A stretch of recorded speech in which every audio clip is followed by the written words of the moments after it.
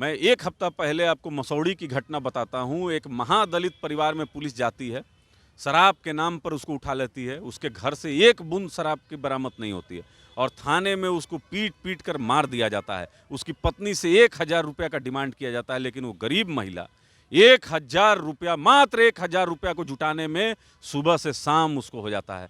जब 1000 रुपया लेकर थाने पहुँचती है, तो थानेदार बोलता है कि अब वो जेल में है, कभी बेऊर जेल, कभी फुलवारी शरीफ जेल, कभी फलाना जेल। वो जेल का चक्कर लगाती है। बाद में मालूम चलता है कि उसका लाश कहीं रखा है। नमस्ते, मेरा नाम आदित्य है। आप द पंचायत देख रहे हैं। हमारे साथ चंदन सिंह जी हैं, जो लोजपा प्रवक्ता हैं। कुछ बातें करते हैं इनसे शराबबंदी पे। चंदन जी, नीतीश जी एक तरफ अनाउंसमेंट करते हैं कि जो शराब पी कर जा रहा है, और अगर बता देता है कौन शराब बेच रहा है तो उसको पकड़ा जाएगा। अगर नहीं बताता है तो उसको पकड़ के जेल में डाल दिया जाए। क्या ये सही लगता है आपको? देखिए, बहुत गलत फैसला है और सरकार लगातार गलत फैसला ले रही है। देखिए, शराबबंदी जो नीति है, माननीय मुख्यमंत्री जी की जो महत्वाकांक्षी नीति है, यह अपने आप में इसमें बहुत सारे लीकेज हैं। इसी की तो लड़ाई है कि आप अचानक शराबबंदी कर देते हैं। सदन में लोक जनशक्ति पार्टी भी समर्थन की थी, लेकिन इससे सबसे ज़्यादा कौन हताहत हो रहा है? इससे सबसे ज़्यादा अगर कोई हताहत हो रहा है, वह दलित समाज के लोग हैं, वंचित समाज के लोग हैं। बिहार के जेलों में 4.25 लाख दलित समाज के लोग बंद हैं। तो माननीय मुख्यमंत्री जी की कैसी नीति है? कभी आप बिहार के नौजवानों का जो भविष्य बनाते हैं, शिक्षक, उनको आप कहते हैं कि आप भी बिहार के नागरिक हैं, अपनी जिम्मेवारी निभाइए। तो उनसे क्या-क्या काम करवाइएगा? आप उनसे खिचड़ी बनवा रहे हैं, आप उनसे शौचालय रास्ता में कर रहा है, कह रहे हैं फ़ोटो खींच के लाइए, आप उनको कह रहे हैं शराब सिंडिकेट के पीछे जाइए, जान को खतरा है। कभी आप हेलीकॉप्टर उड़ाते हैं, हेलीकॉप्टर से आप शराब खोज रहे हैं, कभी आप ड्रोन उड़ाते हैं। मतलब आपके राजधानी में ट्रक से लदा हुआ शराब जो है कैसे पहुंच रहा है? प्रशासन के लोग का मिलीभगत है तभी तो पहुंच रहा है। आपको तो अपने अंदर झांकना चाहिए। तो आपको अब लग रहा है कि कुछ करते हुए हम दिखना चाहिए कि सरकार कुछ कर रही है। कुछ तो सरकार कर रही है। मतलब शराब के प्रति नीतीश जी कितने सीरियस हैं। माननीय मुख्यमंत्री जी को शराब छोड़कर भी और सब विषयों पर ध्यान देना चाहिए।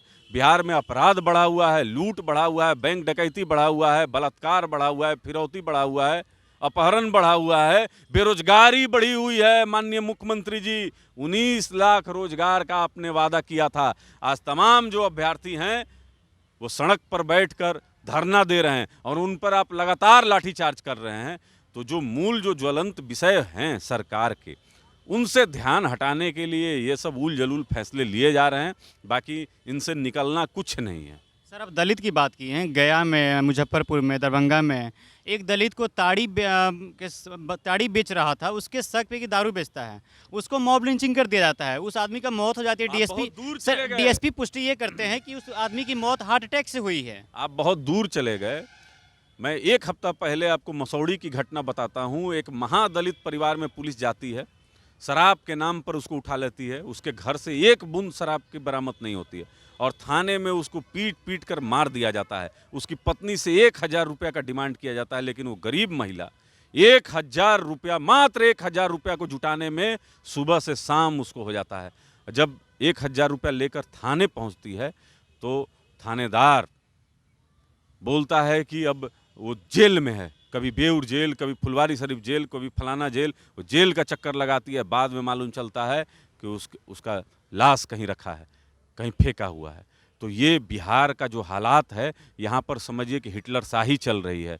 यहाँ एक अघोषित कर्फ्यू है मीडिया पे भी और किसी भी व्यक्ति पे कि खुलकर आप कह नहीं सकते हैं। हम लोग रात दिन जो सरकार के खिलाफ बोलते हैं, हमारे नेता बोलते हैं और हम लोग के भी जान पर खतरा है, क्योंकि सरकार के खिलाफ लगातार बोलते रहते हैं।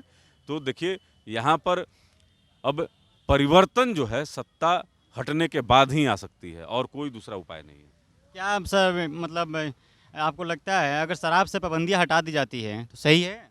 नहीं, देखिए, यहाँ जो हम लोग का साक्षरता दर है बिहार में बहुत कम है। सही और गलत की पहचान बहुत कम है। शराब की बोतल पे, गुटखा पे हर वो ऐसी चीज़ पे लिखा रहता है ये कि सेहत के लिए हानिकारक है, लेकिन लोग खरीदते हैं।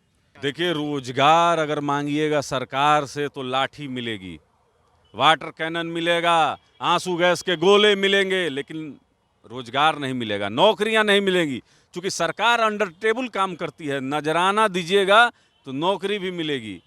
तो ये तो समझिए कि हर विभाग बिना पैसा दिए हुए कोई काम नहीं हो रहा है। यहाँ पर जब माननीय मुख्यमंत्री जी अपने आप को पीएम मटेरियल और प्रेसिडेंट मटेरियल कहलाते हैं, तो यह जानते हैं कि इनके हटने के बाद जो एक भ्रष्टाचार की श्रृंखला निकलेगी, उससे अपने आप को एक संवैधानिक पद पर जाकर बचाना चाहते हैं कि राष्ट्रपति के दरवाजे तक कोई भी केस नहीं पहुंच सकता है, बहुत मुश्किल होगी।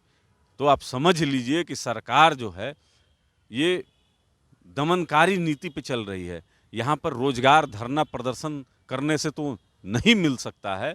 आप समझ लीजिए अपने ही निकाले हुए वैकेंसी और विज्ञापन से यह सरकार मुकर जाती है।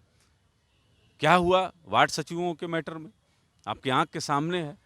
तो इस सरकार में रोजगार जो 19 लाख रोजगार था, सत्ता में आने के लिए था, सत्ता में आ गई। अब जनता से 19 लाख में से कितना रोजगार मिला? 19 रोजगार भी नहीं मिला होगा। अगर वो भी 19 को मिला होगा तो जो नजराना घूस दिया होगा, ये सरकार समझिए कि घूस पे चल रही है। तो हमारे साथ चंदन जी थे, कह रहे थे कि 19 लाख रोजगार में से मात्र 19 रोजगार भी किसी भी व्यक्ति को नहीं मिला है।